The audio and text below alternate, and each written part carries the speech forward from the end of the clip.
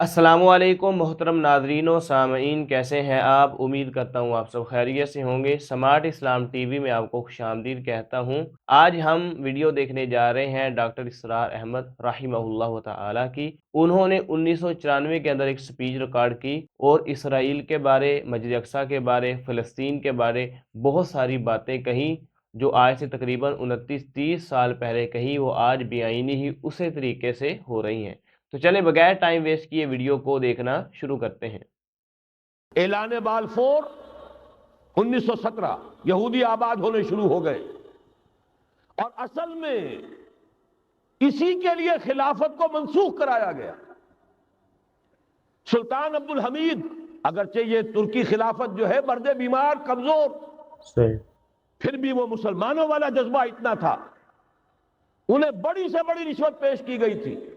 जाहिर बात है यहूदियों से बढ़कर रिश्वत देने वाला कौन हो सकता है। जी जी। जिनके यहां ऐसे बैंकर हों जो 40-40 बिलियन डॉलर का एक चेक लिख सके। अल्लाह। फिर यह कि उन पर सियासी दबाव बहुत डाला गया। उन्होंने जब तक खिलाफत उस्मानिया बरकरार रही, यहूदियों को फिलिस्तीन में आबाद होने की इजाजत नहीं दी कि जो वाहिदा किया था हजरत उमर ने रजी अल्लाह ताला, खलीफा सानी ने, खलीफा राशिद ने, हम उसके पाबंद हैं और हम यहां यहूदियों को आबाद होने की इजाजत नहीं देंगे। लिहाजा उन्होंने उस खिलाफत ही का बिस्तर तय कराया, इसलिए कि न रहे बांस न बजे बांसुरी, न मुसलमानों की वहदत मिल्ली की कोई अलामत दुनिया में बाकी रहे और न मुसलमान किसी मसले पर जमा होकर कोई मौक़िफ़ इख्तियार कर सके। ऐलान बाल्फोर के नतीजे में आबादकारी शुरू हुई।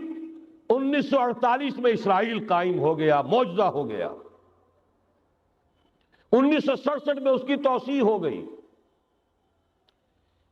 इसमें एक बात और भी अर्ज कर दूं, यह सारा किस तौर से हुआ है काम। आपने ज़ायनिज्म का नाम तो सुना है, सहूनी तहरीक।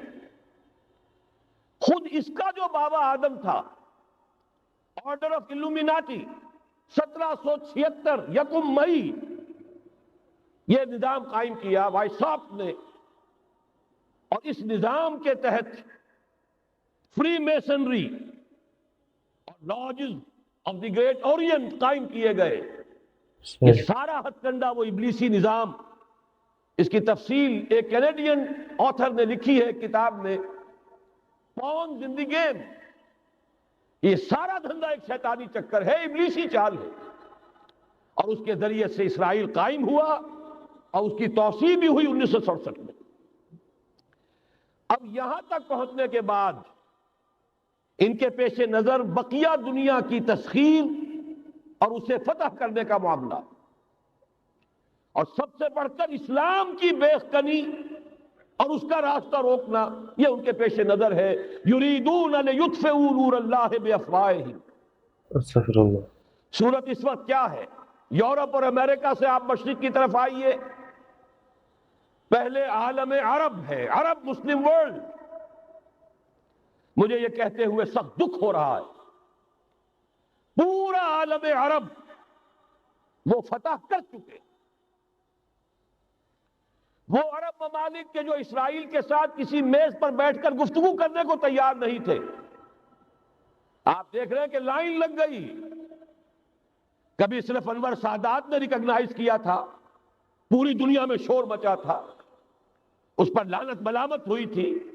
अब तो एक एक करके, वो शाह हसन हो चाहे शाह हुसैन हो, अब तो वहां से वीजे खत्म हो रहे हैं।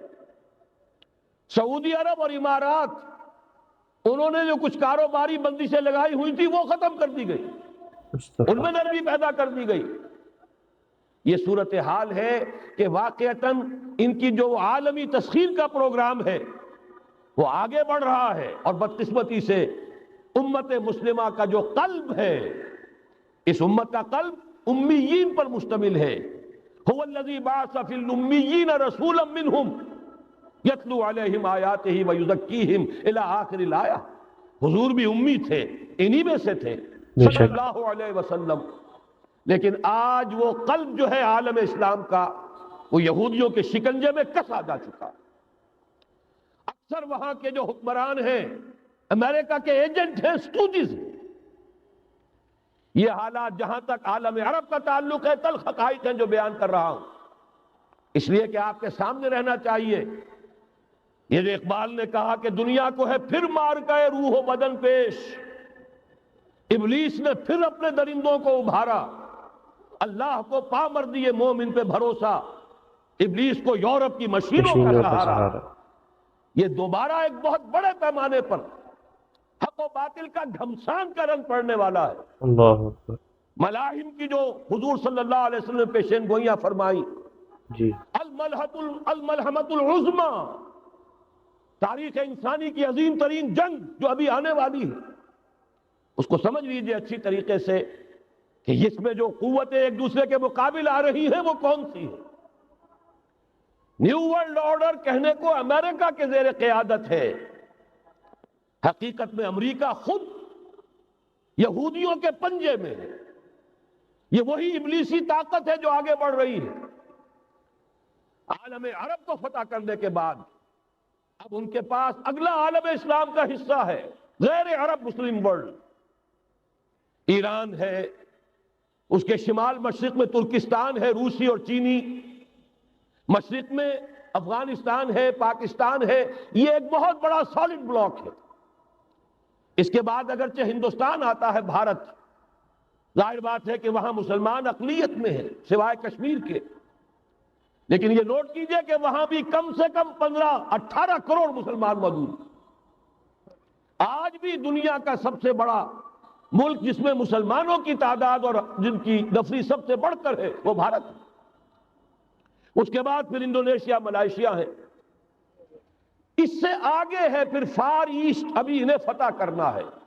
نیو ورلڈ آرڈر کا یوں سمجھیے کہ ابھی یہ ہارڈ نٹ ٹو کریک، ابھی ایک لوہے کا چنا ہے چائنا کی شکل میں موجود۔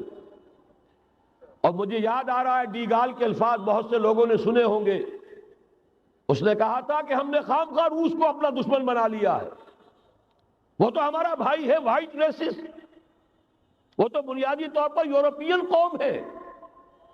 Beware of the yellow masses of the east, تمہیں گھبرانا چاہیے، تمہیں خبر لینی چاہیے، وہ مشرق بعید کے جو زرد رو لوگ ہیں، China, Indo China, Japan, yellow races. صحیح۔ ابھی اس نیو ورلڈ آرڈر کے لیے جو فتح عالم اور تسخیر عالم کا پروگرام ہے، اس میں پہلے غیر عرب مسلمان دنیا اور پھر یہ فار ایسٹ کا خاص طور پر یلو ماسز، یہ ہے کہ جنہیں ابھی انہیں ٹیکل کرنا ہے۔